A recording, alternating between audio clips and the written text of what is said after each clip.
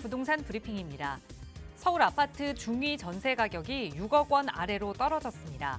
KB국민은행에 따르면 이달 서울 아파트 중위 전세 가격은 5억 9,966만 원을 기록하며 지난해 2월 이후 1년 8개월 만에 처음으로 6억 원 밑으로 떨어진 것으로 조사됐습니다. 땅값 상승폭이 크게 둔화됐습니다. 올해 3분기 땅값 상승폭이 1%를 밑돌면서 5년 6개월 만에 가장 낮은 수준을 보였습니다.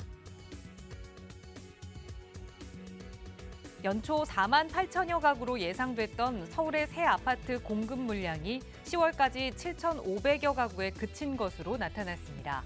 계획 물량의 15%가량만 시장에 풀린 겁니다.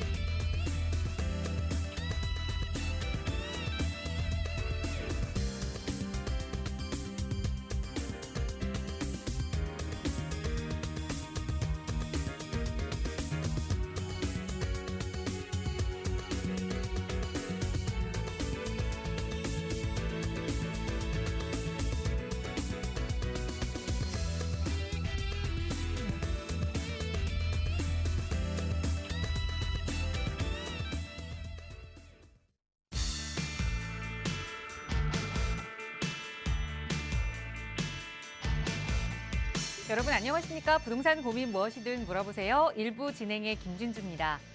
이 마트에 가면 우리가 손쉽게 지나칠 수 없는 게 있습니다. 바로 1+1 행사하는 거. 그리고 편의점에 가서도 굳이 사려고 했던 건 아닌데 2+1 표시가 되어 있으면 괜히 장바구니에 담곤 하죠. 이렇게 뭔가 하나 사면 덤으로 하나가 더 올 때, 그리고 공짜로 얻을 수 있을 때 그게 질 좋은 것이라면 더할 나위 없이 좋을 텐데요. 여러분께 저희 방송도 고민 해결하고자 저희 방송 시청하시다가 더 좋은 부동산 투자 계획까지 얻어가실 수 있도록 1+1 같은 방송 되어드리겠습니다. 오늘도 이용하실 수 있는 무료 상담 전화 활짝 열어둘게요. 서울 지역번호 02-2638-3970번으로 함께할 거고요. 문자 조금 편하시다면 유료 100원의 상담 문자 샵 3989번도 열어두고 있습니다. 언제든 편한 방법으로 전문가와 이야기 나눠보세요. 자, 그럼 오늘도 부자 되는 여러분의 부동산 고민 속으로 지금 바로 출발합니다.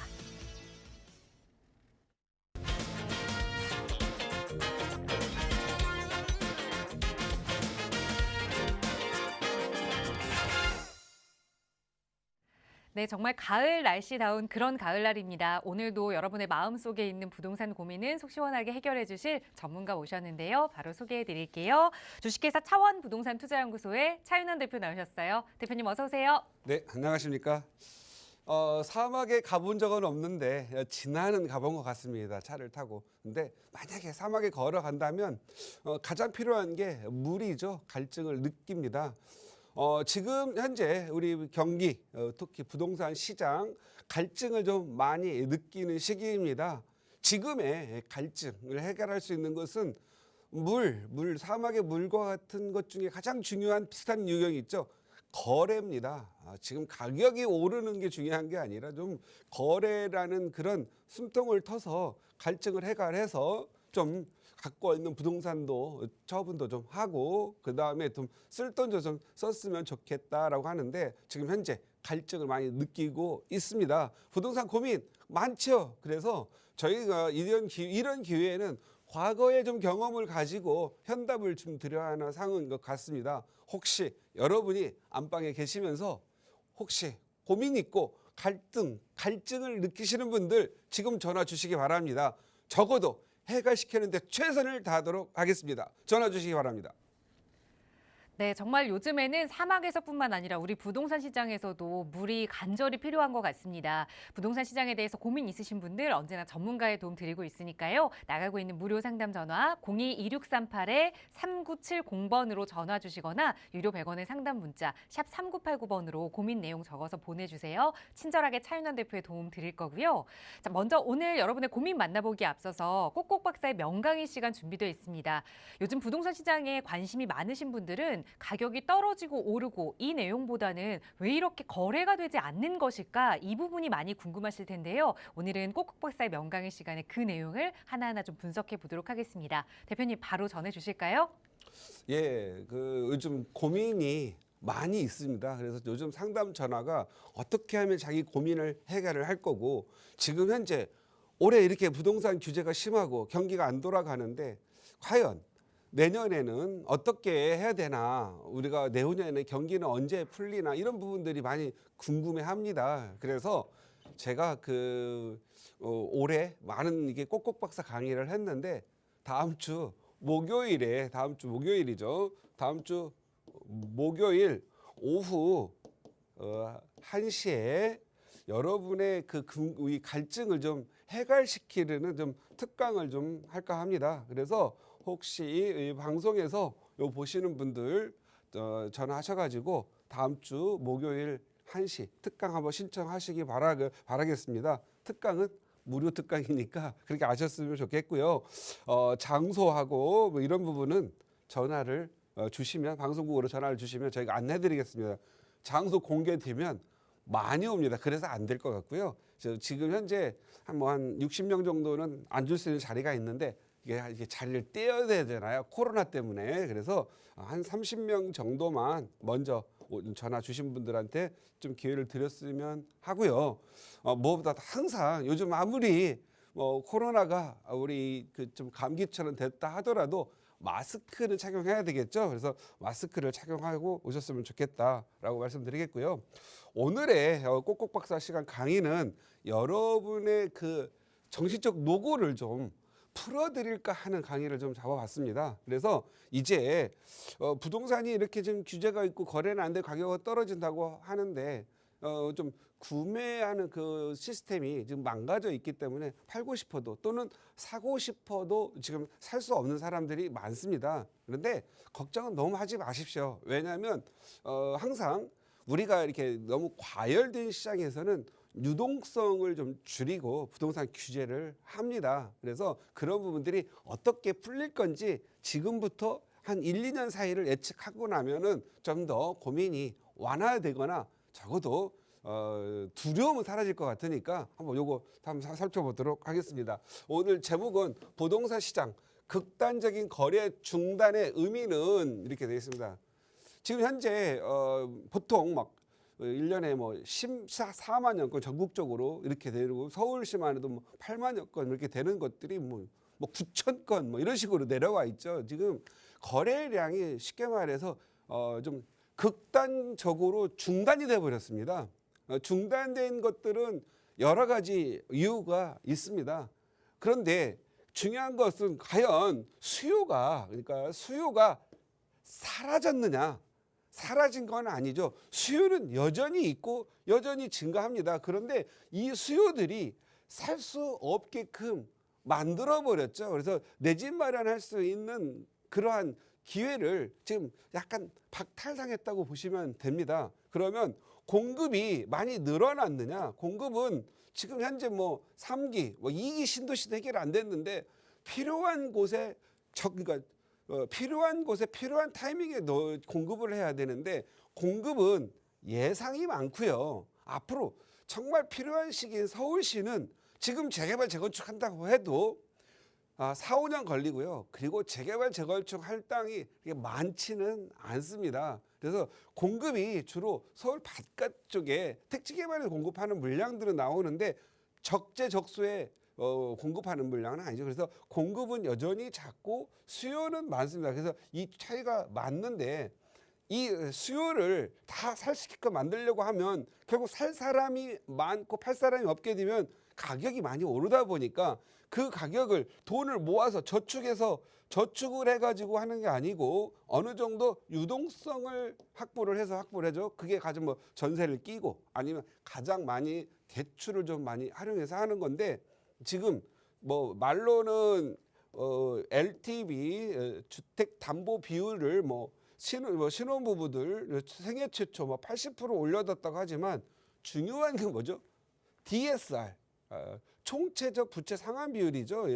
자기 연봉의 40%를 1년에 빚을 갚을 수 있다 이렇게 얘기하는 거죠. 그러니까 연봉 5천이 있는 사람은 연봉 5천인 사람은 1년에 2천만 원 정도의 빚을 갚을 수 있다. 그러니까 신용대출 2천 받고 나면 담보대출이 아예 없게 되죠. 그래서 이 DSR 규제가 결국은 수요를 압박해서 막아놓고 있는 거죠. 그래서 지금 이렇게 해서 흐름을 막아놨기 때문에 어떤 현상이냐면요.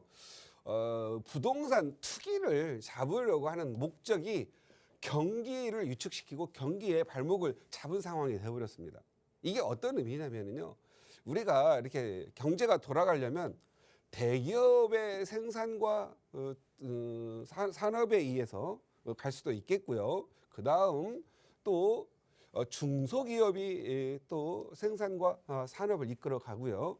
그 다음에 민간 자영업 세상도 있고 그 다음에 주택 시장, 그러니까 부동산 시장도 하나의 큰 시장입니다. 그리고 여기에 주식이니 아니면 뭐 학원이니 뭐 은행이니 끼어 있는 산업들이 있죠. 그런데 지금 현재 이렇게 커다란 바퀴가 돼가지고 경기가 이렇게 굴러가야 되는데 이 바퀴에서 부동산 부분이 빵꾸가 나버렸어요. 그럼 부동산이라는 부분은 일단은 뭐죠? 택지를 개발하고 또는 건물을 부시고 멸실해서 새로 짓죠. 그 짓는 여기에서 산업 인력이 많이 필요하잖아요. 공사 현장에도 필요하겠고 거기에는 또 시행사도 필요하겠고 시공사도 필요하고 분양하는 업자도 필요하겠고 공인중개사도 일을 해야 되고 또 이미 개발을 안 하더라도 현재 부동산이 전세나 월세 또는 상가 월세 전세 또 월세 또 부동산 매매에 따라서 작은 집에서 큰 집으로 이사 가고 헌 집에서 새 집으로 이사 가고 하는 그런 매매에 따른 산업이 상당히 크죠. 그래서 공인중개사님들만 예를 들어 수수료를 가지고 살아가는 게 아니라 그 이사를 할 때 이삿짐 센터, 이삿집에서 일하는 분, 그리고 이사를 하면 내 집 조그마한 거 고치죠.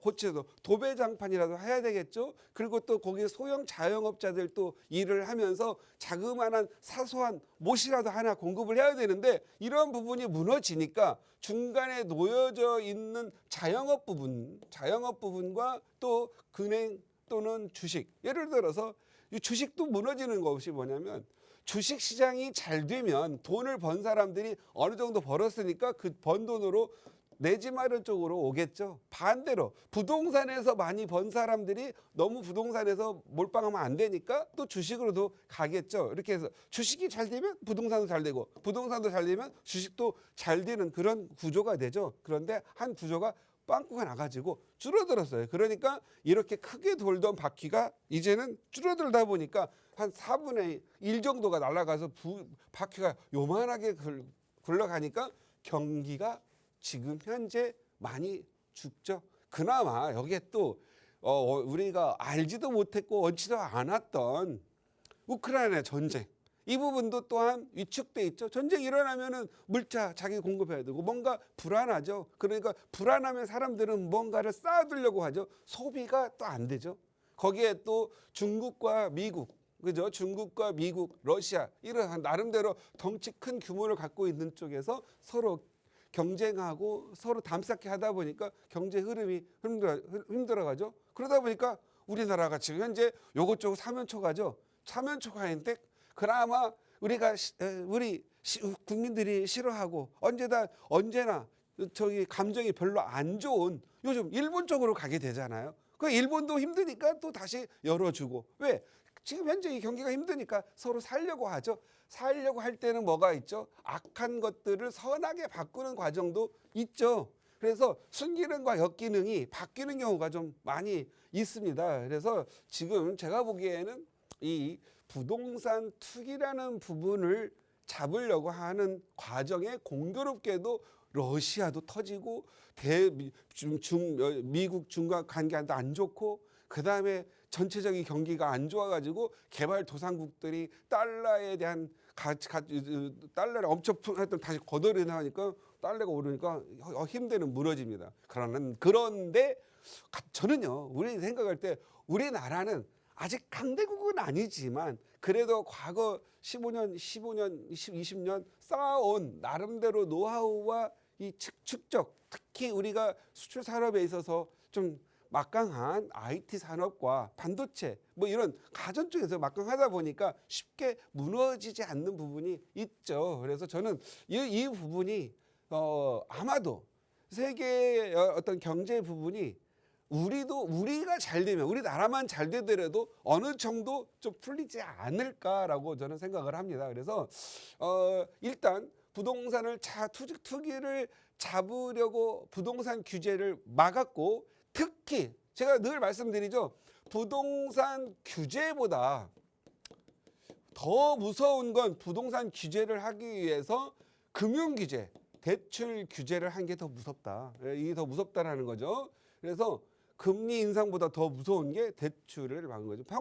평상시에 내 정도의 신용이면, 그리고 내 정도의 재산이면 좀 어려울 때 이렇게 잡을 수 있는데 1, 2년만 잘 뭐 대출이라도 받아서 참으면 좋겠고 견디면 좋겠는데 견딜 수 없도록 잡았죠. 그러다 보니까 이 집값 하락 부분은 어느 정도 잡아서 안정화가 됐는데 서민 경제 침체가 지금 가속화되고 있는 게 문제죠.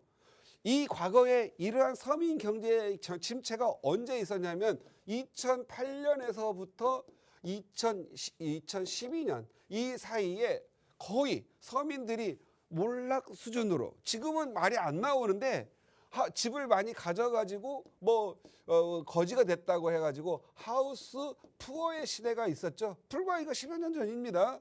그런데 그때 당시에 집값을 잡기 위해서 했던 게 서민 경제가 너무 침체가 되니까 급기야 2014년에는 경제 활성화를 위해서 부동산 규제를 풀어야만 했던 거죠. 그래서 풀었습니다. 그런데 이 부동산 투기를 잡기 위해서 극단적인 거래 중단을 시키다 보니 또 뭐가 문제죠? 가장 먼저 문제가 지자체죠. 지자체는 수입원이 뭐 있어요? 지방세는 많은 것도 있지만 대표적인 게 취득세가 있죠. 취득세 받아가지고, 그리고 취득세가 어느 정도 차지하냐면 각 지자체에 보면은요, 취득세가 각 구청 단위의 예산을 보면 30%에서 평균적으로 30에서 35% 차지합니다. 그러면 작년까지야 소득이 있어가지고 하겠지만 올해는 지자체가 소득이 30~40%가 줄어든다는 얘기잖아요. 그럼 내년에 지자체가 돈이 쓸 데가 없죠. 그러면 누가 지원해 줘야 돼요? 정부에서 지원해 주죠.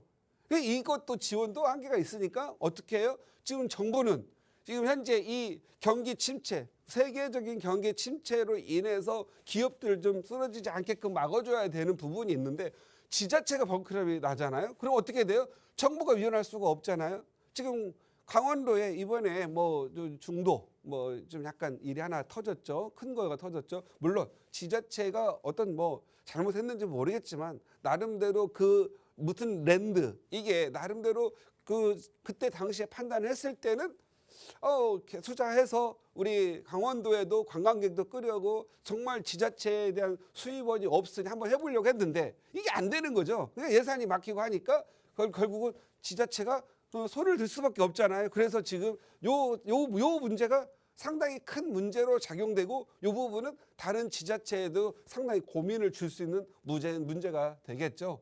그래서 지금은 결국은 무언가를 하나를 잡으려다가 더 큰 것들이 힘들어지고 결국은 더 큰 정부까지도 곤란해진 상황이 되겠다. 그래서 지금 이 시점에서 뭘 공부를 해야 되겠느냐. 정말로 부동산이라는 시장을 안정을 시키면서 경기를 활성화시킬 수 있는 그런 부분을 고민을 해야 되겠죠. 그래서 합리적인 경제 활성화가 필요를 지금 느끼고 있다라는 거죠. 합리적이라는 것은 일방적인 게 아니죠. 다양한 의사결정을 통해서 일부는 좀 피해가 보더라도 더 큰 목적을 위해서라면 가야 되는 거죠. 그래서 두 마리의 토끼를 잡으려고 하겠죠. 두 마리의 토끼를 잡으려면 부동산 시장 안정화라는 부분하고 경기 활력이라고 하는 부분 두 개를 잡으려고 하는데 이게 서로 보완적 관계가 아니라 경쟁적 관계다 보니까 쉽지가 않겠죠. 그렇다라고 한다면 저는 이 부동산 시장의 안정은 뭐죠? 가격이 안 오르는 거잖아요. 그래서 안 오를 수 있는 법적 제도와 그리고 정말 경기가 이렇게 침체돼가지고 힘들잖아요. 그리고 팔고 싶은 사람이 팔고 싶은데 못 팔아요. 집을 사고 싶은 사람은 못 사요. 그러면 무언가 집을 좀 같이 나눠주는. 예를 들어서 서울 같은 경우에는 집이 있는 사람이 50%예요. 집이 없는 사람이 50%예요. 그러니까 지하철 타고 거리를 타다 보면 두 사람당 한 사람이 집이 없어요. 그런데 여기 있는 사람은 집을 팔고 싶고 없는 사람은 집을 사고 싶은데 이 제도, 규제 이런 부분 때문에 할 수가 없는 거죠. 그렇다고 해서 막 풀어주자니 혹시 가격 너무 올라서 또 투기꾼도 물리는가 그 두려움 때문에 못한단 말이에요. 그래서 제가 생각하기에는 투기가 일어나지 않은 범위 내에서 거래를 활성화시킨 걸 연구를 할 거다. 그래서 지금 서민들에게 지금 현재 온갖 규제가 많은데 가장 부동산 거래를 위축시키고 경기를 침체하게 만드는 게 유동성 문제죠. 유동성이 대표적인 게 뭐죠? 대출이죠. 대출을 이용한 그런 부분인데 너무 이 사회가 자본주의 사회에서 유동성을 너무 위축을 시키면 경기가 풍선 터지듯이 쭈그라들죠. 이 쭈그라들지 않는 범위를 가져가기 위해서는 지금 현재 그 시장에 말로는 LTV. 자, LTV에 한번 볼까요? LTV. 자, 보시면은 자, LTV가 있고 그다음에 DSR이 있습니다. 과거에는 DTI라고 했었죠. DTI는 저 주택 부분만이었고 DSR은 여기는 모든 뭐 자동차 할부까지 다 포함을 시켜가지고 내 연봉에서 대출할 수 있는 부채 상환 비율을 계산하는 부분인데 자 지금 우리나라가 주택담보대출로 가계대출이 늘어났다고 하지만 계속 우리는 60% 이하 예를 들어서 LTV 내가 10억이면 자 그것도 10억이면 60%면 6억을 대출해주고 그리고 우리는 규제 기간 동안에 뭐 투기 지역이다, 뭐 과열 지구다 해가지고 그동안 40%를 LTV를 해줬죠. 그러면 10억짜리 4억밖에 안 해줬어요. 그리고 DSR 아무리 또 4억이 나온다 하더라도 자기 연봉이 뭐 7, 8천이다. 그러면 이 DSR 계산하면은 2억에서 2억 5천도 안 나와요. 신용대출 받았다 그러면 더 까져요. 그러다 보니까 사실은 자 은행은 무지하게 안정적으로 우리나라 지금 우리 한국의 은행은 망할 일이 없다고 하잖아요. 왜? 너무 안정적인 주택담보대출을 가져다가 지금 현재 하고 있는데 거기다 대고 이자까지 막 올려가지고 물론 기준금을 내면은 은행들도 한국은행에다 돈을 또 넣어줘야 되겠죠. 그런데 기준금리를 1% 올리면 오히려 은행은 시중금리는 2%를 올려가지고 더 돈을 버는 구조예요. 지금 기준금리가 3%인데 은행에 지금 담보대출 금리는 6%대에 가고 있잖아요.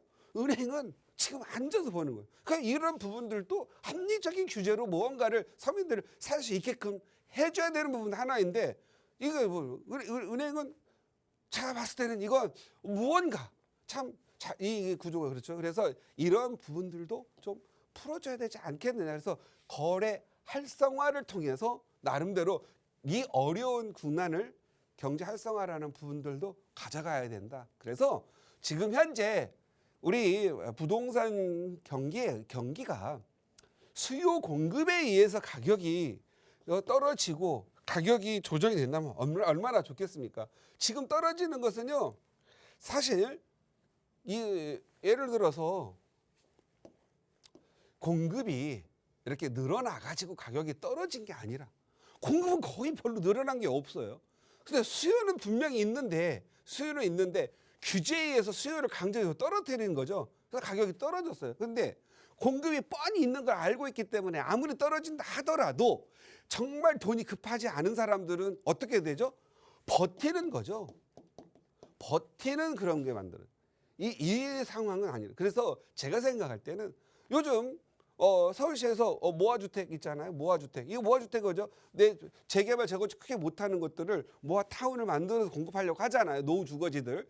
과거에 노후 주거지 막 25만 세대 이상을 공급을 끊었던 것들을 노후 주거지를 통해서 이 공급을 좀 해주는 게 저 중요하잖아요. 그래서 공급해주고 그리고 내 집 마련을 해줄 수 있게 해서 자가주택 보유율을 지금 현재 50%인데 어떻든 한 65%대까지 만들면 투기 사유 사라집니다. 저절로 뭐 투기하라고 해도 안 하거든요. 그래서 시장에 자율적 기분을 어느 정도는 넣어줄 거다. 다만 너무 많이 풀어주면은 투기가 또 늘어나니 합리적인 수순을 찾아서 답이 나올 거라고 저는 생각을 합니다. 그렇게 되면 금융도 풀어주고 어느 정도 거래를 활성화시키면 내가 갖고 있는 것도 그래도 뭐 소위 요즘 뭐 그런데 뭐 가격이 폭락 해가지고 그거 살려고 하는 건데요. 과거의 경험 보면 폭락이 되면 안 팔더라. 이게 더 문제입니다. 그래서 최근 많은 분들이 내 집 살려고 마련하고 있는데 정말 지금이 그나마 내 집 마련할 수 있는 좋은 시기라고 저는 생각을 하고요.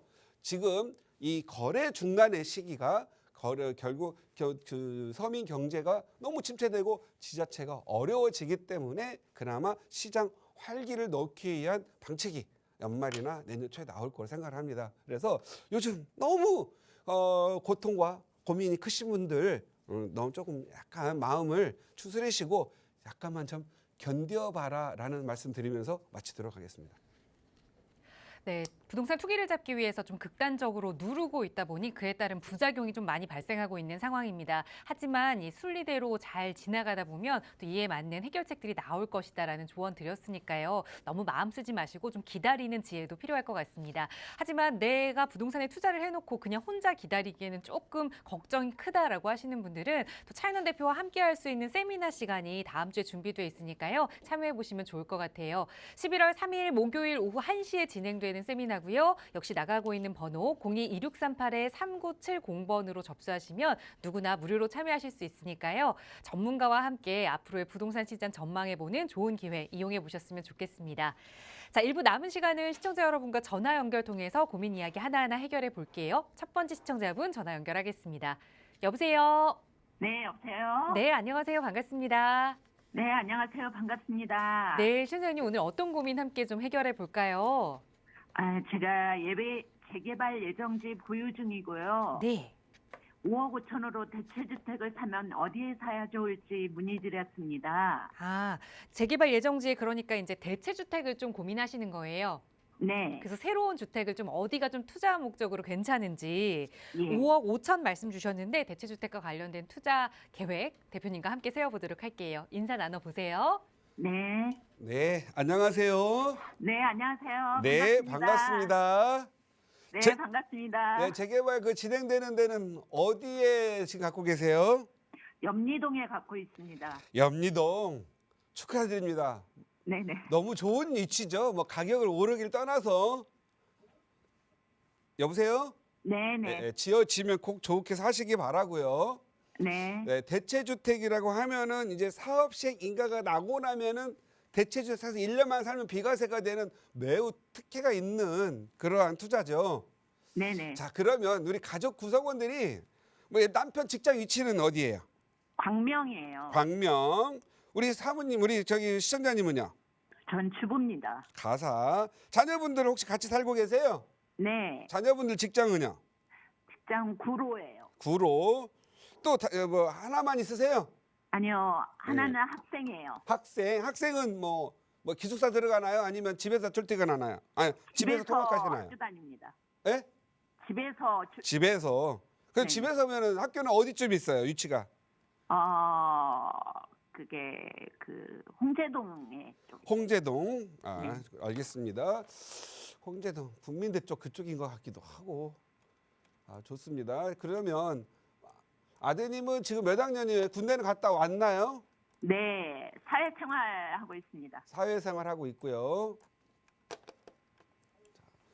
5억 5천을 가지고 네, 한다면은 사실은 식구가 좀 많아서 그래도 이 잠시 대체주택이라 하더라도 24평은 살아줘야 되잖아요. 네, 30평은 조금 이제 대출도 안 나오고 하니까 힘들잖아요, 그죠? 네, 네. 예, 그래서 광명 쪽이 남편 정도 그렇고 구로 광명과 네, 원래 사시는 데는 어디였어요? 원래 마레프에 살았습니다. 예, 그러면 남편이 그래도 멀진 않네요. 출퇴근하시기에. 네네. 그러면 여기 구로, 그다음에 이제 학생은 어떻게 타고 홍제동 뭐 네네. 1호선 여기 뭐 7호선 타고 가다 3호선 타고 올라가더라도 일단은 이 아버님이 그래도 남편이 오랫동안 가족을 위해서 노력을 했으니까 네. 남편이 좀 출퇴근이 가까우면 더 좋겠죠.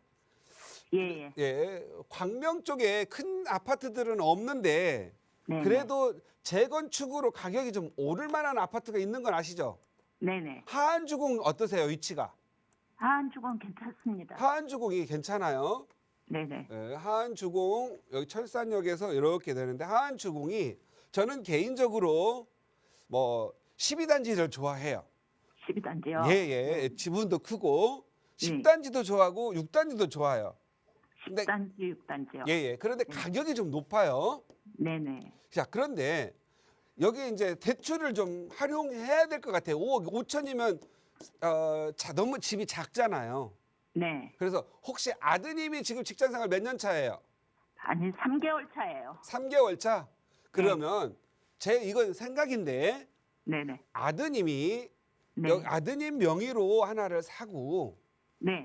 여기서 대체주택 아니더라도 2년만 거주하면 비과세가 되잖아요. 네. 그럼 아드님에게 직장 생활을 하니까 아드님이 부모가 아드님에게 차용을 좀 해주는 거예요. 네네. 이자는 꼭 4.6%를 매달 받으셔야 돼요. 네네. 그리고 아드님의 신용으로 여기 대출을 받을 수가 있어요. 네네. 그리고 이게 일부는 뭐 한 5천만 원 정도는 증여를 해줄 수가 있죠. 네. 증여를 좀 해주시는 거예요.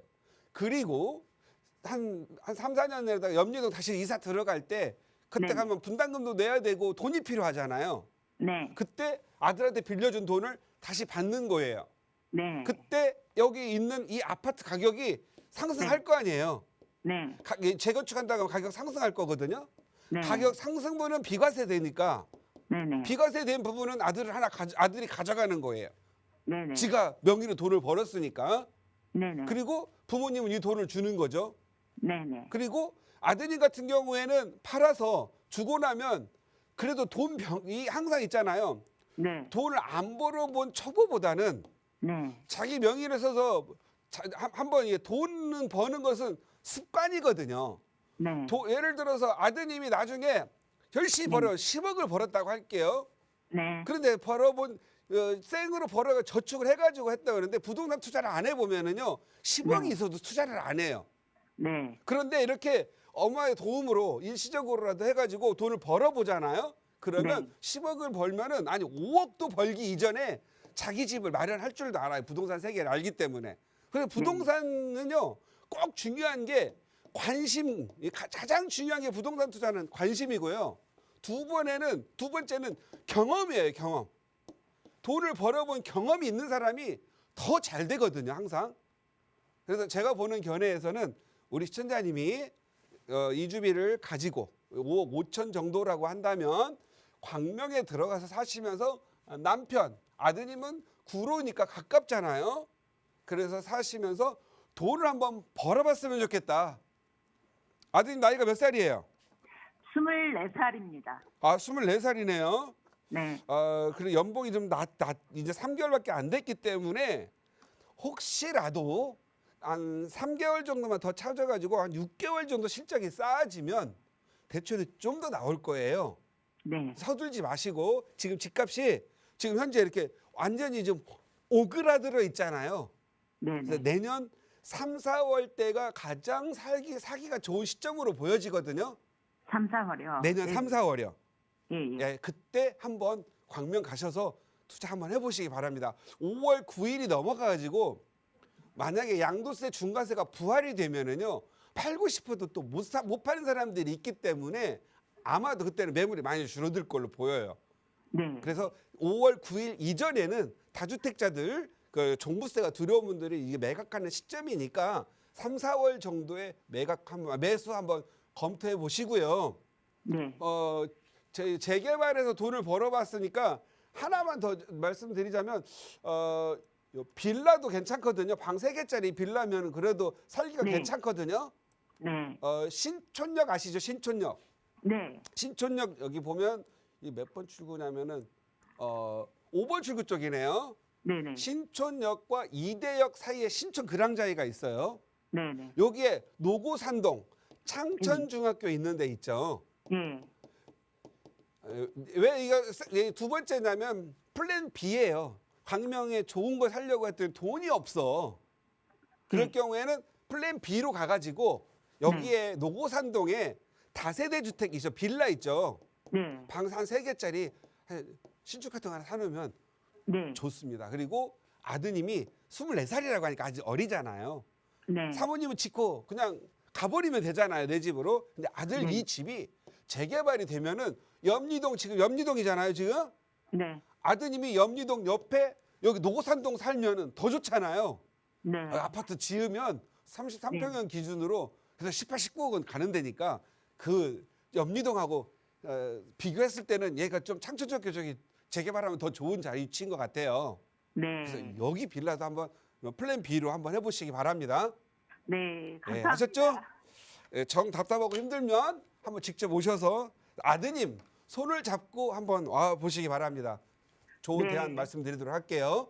네. 감사합니다. 네, 감사합니다. 행복하세요. 네. 고맙습니다. 네. 네, 대체주택으로 활용하실 수 있는 2가지 방안 좀 드렸어요. 우선은 광명에 가보시고 그게 자금적으로 조금 어렵다 하신다면 신촌 노고산동까지 말씀드렸으니까 임장활동 해보시고 좋은 판단하시기 바라겠습니다. 저희 나가고 있는 무료 상담 전화로 이야기 나누고 있고요. 다음 전화 바로 연결할게요. 여보세요. 네. 네, 안녕하세요. 반갑습니다. 네. 네, 시청자님 오늘 어떤 고민 함께 좀 이야기 나눌까요? 아, 지금 이걸로 얘기하면 됩니까? 네, 지금 방송 중이고요. 고민 내용 아, 말씀 네네. 주시면 됩니다. 네. 아, 상계 1구역이 노타운 1구역 지역이거든요. 네.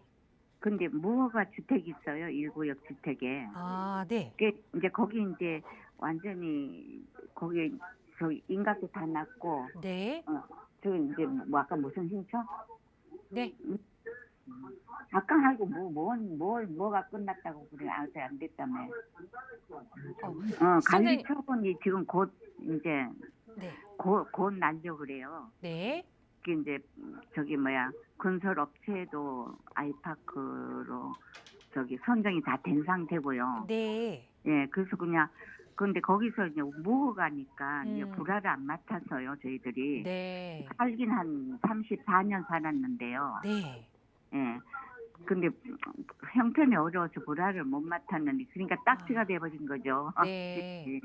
근데 그 딱지 상태로 네. 우리 아들도 우리도 집이 그게 무허가 하나뿐이고 네. 우리 아들도 집이 없어요. 무허가예요. 자, 무주택이에요. 우리도 네네네. 무주택이고. 근데 그 딱지를 아들인데 증여를 증여를. 해주고 아. 싶은데 네. 잘못하면 괜찮은지. 증여세가 너무 많으면은 들어가지도 못할 거 아니에요. 네. 우선 좀 어려운 문제인데 하나하나 해결해 나가야 될 것 같아요. 저희 원활한 네, 상담 네. 위해서 시청자님 지금 TV 시청 중이시면 소리 좀 완전히 꺼주시고 조용하게 좀 상담 진행할게요. 전화로. 팁을 끄라고요? 네, 전화 상담으로 전화로 소리 들으시면서 TV는 화면만 보셔야 되거든요. 소리가 아예 안 나오게 좀 예, 안 부탁드릴게요. 나왔어요. 예. 네, 그럼 바로 대표님께 어떻게 하면 좋을지 이 상계 1구역의 무허가 주택 이야기 좀 자세히 나눠볼게요. 인사 나눠보세요. 네. 예. 안녕하세요. 네. 네, 반갑습니다. 아, 예, 감사합니다. 당국역에 있는 상계 1구역 말씀하시는 거죠? 예, 예. 네. 예, 일단 그게 너무 그동안 고생 많이 하셨는데 예, 축하드립니다. 축하. 예, 일단 축하드리고 무허가 건축물 예. 그죠? 이것도 아파트 땅- 입주권 나옵니다. 47평이에요. 예. 네? 땅은 47평 되는 네, 땅 대지예요. 대지는 예. 46평인데 불화를 안 받았으니까 이건 이제 정부 땅이니까 하고 예. 우리 시청자님은 전용 면적이 몇 평이에요? 전용 면적요? 예, 건축 면적만 하는데 네네. 등록된 건 8평요. 8평. 예, 예. 예, 그러면 일단 24평, 25평 아파트는 배정됐겠네요. 예, 25평 준다고 네. 조합했어요. 예, 시공사 선정돼 있고요. 예, 예, 예. 자, 우리 시청자님 항상 무허가 건축물 구청에 등재되어 있기 때문에 조합원이시고 예. 권리가액은 보통 이런 무허가 건축물은 뭐 한 2천만 원 이하예요. 예. 그리고 아파트 이사평 받고 나면은 적어도 한 4, 5억 정도 추가 부담금만 들어가면 내 집이 되는 거예요. 예, 예, 예. 예. 그래서 우리 시청자님 같은 경우에는 그동안 무주택 무건축물에서 마음 졸이고 왔는데 이제 예. 내 아파트 하나가 생기는 거예요. 예, 예. 그런데 혹시 아드님한테 증여를 하려고 한다고 하셨죠? 예, 예. 예. 우리 시청자님 연세가 지금 몇 살이세요? 예, 지금 78요. 78. 예. 예. 혹시 아드님이 예. 착해요, 안 착해요? 되게 착해요. 되게 착해요. 예. 증여해버리세요. 지금 증여하는데- 증여를 해야 증여가 가장 싸요. 근데 지금 하면은 증여세가 없어요? 아, 증여세가 제가 봤을 때는 예. 조금 나올 것 같아요. 조금. 조금 얼마 네. 정도 나올 것 같아요. 그건 저도 몰라요. 근데 제가 네. 봤을 때 아마 권리가액이 한 1,000만 원대 나왔나요?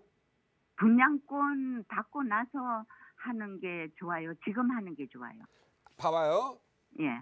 자, 시간이 가면 갈수록 예. 입주로 다가가니까 가격이 올라요, 안 올라요? 오르죠. 오르면 증여세가 많이 나와요. 그러니까 더- 지금 해야 되겠네요. 더 오르기 전에 해야 되는데 예. 아직은 예. 입주권 상황이 아니라 예. 입주권 상황이지 아직 나한테 지금 아파트가 안 왔잖아요. 예. 예. 그러니까 지금 해야 돼요. 다만 원래 아들이 원래- 착해야 돼. 안 착하면 안 돼. 입주권 나오면 더 올라간다고요? 입주권은 이미 있고요. 예, 예. 아파트로 이게 인식이 되면서 비싸진다니까요. 분양권 얘기하는 거. 예, 예. 예. 시청자님, 예, 예. 그냥 78세 어르신이다 보니 잘 이해 못하니까 예. 이렇게 할게요. 예. 그럼 제가 지금 이렇게 설명해 드릴게 그냥. 예. 당장 증여하세요. 당장요. 예. 예. 그 다음에 예. 이유도 묻지 마세요. 예. 아셨죠? 예. 예. 증여하세요. 다만 아들이 착해야 돼요. 배신하지 아들이라는 것만 항상 확인해야 돼요. 예. 되게 아셨죠? 요즘 애들이 그냥 집 예. 가지고 돈 생기면 부모를 그냥 외면하는 그런 나쁜 애들이 있단 말이에요. 예, 예. 예, 착하니까 지금 해주시고요. 지금 해야 가장 증여세가 싸니까 지금 하시기 바랍니다. 예, 감사합니다. 네, 감사하시고 78세시니까 뭐 더더욱 다른 건강하게 물어볼 앞으로 것도 20년 더 없으니까. 사시기 바래요. 예, 예. 예, 알았어요. 감사합니다. 감사합니다. 네. 네, 증여 시점 바로 지금이다라는 말씀 속 시원하게 드렸으니까요. 좀 빠르게 증여 계획 세워보시고요. 저희 다음 전화 바로 연결해서 또 말씀 이어갈게요. 여보세요. 네, 안녕하세요. 네, 안녕하세요. 반갑습니다. 네네. 네, 시청자님 오늘 어떤 고민 함께 이야기 나눠볼까요? 일단 제가 지금 20대 한 후반 정도의 네, 그 상태인데, 지금 네. 제가 이번에 결혼을 할 생각이에요. 네, 네, 근데 이제 아직 뭐 정해진 게 너무 없거든요. 이게 매매로 해야 될지 전세로 해야 될지도 정해진 게 없고, 그래서 지금 사실 뭐 매매 시기가 아니다라는 말이 너무 많아가지고, 네.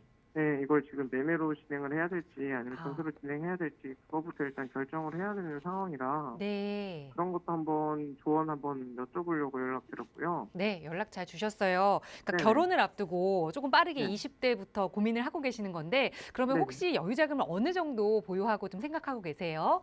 일단 뭐 요즘에 이제 뭐 바뀌어서 이제 신혼부부 전세지출이 한 3억까지 나온다고 들었어요. 네. 그게 맞을까요? 3억 정도. 네, 네, 그게 생각하고 있고 이제 현금은 지금 이제 합치면은 한 1억 정도에서 이제 4억 정도로 생각을 하고 있거든요. 4에서 네. 5억 정도? 알겠습니다. 그러니까 1억 네. 정도 여윳돈 있고 3억의 대출을 네. 활용해서 어떻게 좀 내 집 마련을 하는 게 좋을지 그 하나하나 네네. 좀 해결해 볼게요. 대표님과 인사 네. 나눠보세요. 네. 네, 안녕하세요. 네, 안녕하세요. 예, 반갑습니다. 네네. 우리 시청자님, 20대의 제 얼굴과 제 목소리를 들었잖아요. 네네. 50대 되면 재벌이 돼 있을 거예요. 그래요? 네, 제 목소리하고 제 눈빛만 마주쳐도 다 부자 됩니다. 네네. 네, 일단 굉장히 제가 더 행복한 게 뭐냐면 네네. 이 부동산 투자는요, 네. 돈만 번다고 하는 거 아니거든요. 네. 관심. 지금 관심을 지금 가졌잖아요. 저를 만나서. 그쵸, 네. 그리고 투자해서 경험을 쌓아 가지고요. 네네. 돈을 좀 벌어야 돼요. 돈을 벌어야 돼요. 네. 벌면은 50대 재벌 됩니다. 그런데 네. 이 돈을 못 벌잖아요. 네네. 그러면 여기 트라우마 때문에 인생 삶이 버거워요. 네네. 그래서 제가 생각할 때는 저 차 대표는 반드시 이 코스를 해주는 사람이니까 아주 전화 잘하신 거예요. 네네. 그리고 우리가 현실적인 고민을 하면서 합시다. 자, 현실. 자, 본인 직장 위치는 어디 있어요? 지금 저희 노원구예요. 노원구. 네네. 그다음 신부님. 네, 신부님 신부님 저희 직장 비슷한, 위치요? 네, 비슷한 데스예요. 같은 데서 일해요. 같은 노원구. 네네. 네네. 그다음 신부님의 친정은 친정은 아예 지방이요, 인천이어가지고. 인천 네, 지방. 네, 그래서 네네. 인천 분들은 그러니까 수도권이라고 합시다. 인천 분들 기분 나빠해요. 지방이라고. 하면. 네네네. 네, 수도권. 그냥 아예 인천이라고 합시다.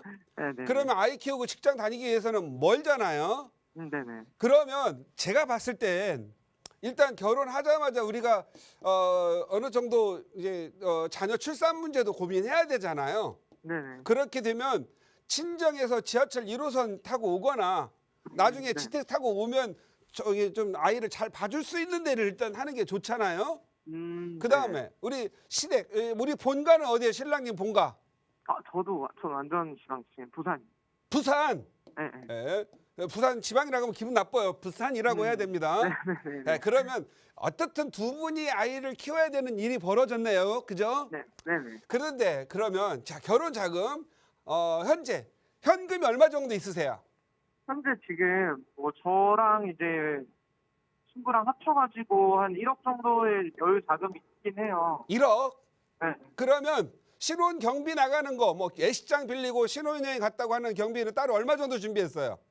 일단 그거를 제외하고 일단 집만 알아봤을 때 1억이 남거든요. 예, 알겠습니다. 네.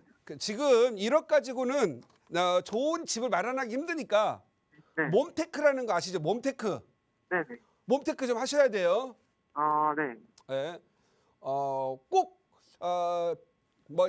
사랑이 있으면 네. 몸테크 할 때는 빌라 지하라도 살면 괜찮죠.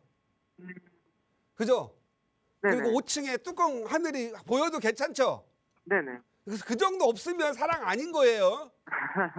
그래서 네네. 너무 무리하게 하지 말고요. 시간 네. 관계상 여기 말해 드릴 테니까 네네. 여기 한번 해 보셨으면 좋겠어요. 거기 응봉동 아시죠? 응봉동. 은봉동이요. 네. 예, 응봉동에 가서 보시면 네. 그 응봉역이 있거든요. 응봉역 네네. 위에 여기 응봉 현대 아파트 위에 보면 네네. 응봉동 265번지 일대 모아 주택 지금 진행하고 있는데 이번에 발표가 네. 됐거든요. 네. 아직 사람들 잘 몰라요. 네네. 여기 빌라를 사세요. 빌라. 음. 그러면 네. 적어도 늦어도 6, 7년 안에 아파트 나옵니다. 한강 그러니까 보입니다. 여기 네. 서울숲 여기 있거든요. 여기서 돈을 몽땅 벌 수 있어요. 지금은 빌라지만 나중에 되면 아파트가 될 수도 있으니까. 예. 하는 게 맞다는 아파트 되는 게 확실해요. 그래요? 예, 확실해요. 네. 그다음 마지막으로 돈이 좀 하고 물건이 지금 이제 지난주 20일 날 발표가 돼 버려 가지고 네네. 일주일 지금 지나고 있거든요. 그래서 물건이 없을 수도 있는데 네. 항상 지구가 발표되면 가격이 많이 오르잖아요. 그쵸. 그다음 발표 1년 직전에 있는 데가 어디가 있냐면 네. 그 장승비에 가세요. 노량진 뉴타운 아시죠? 네. 자, 노량진에서는 이게 인천에서 오기가 좋잖아요. 아이 봐주러 오기가 네. 여기에 장승백역이라고 있어요. 음. 온수역에서 인천에서 올 때 온수역 타고 이렇게 오면 장승백 내리거든요.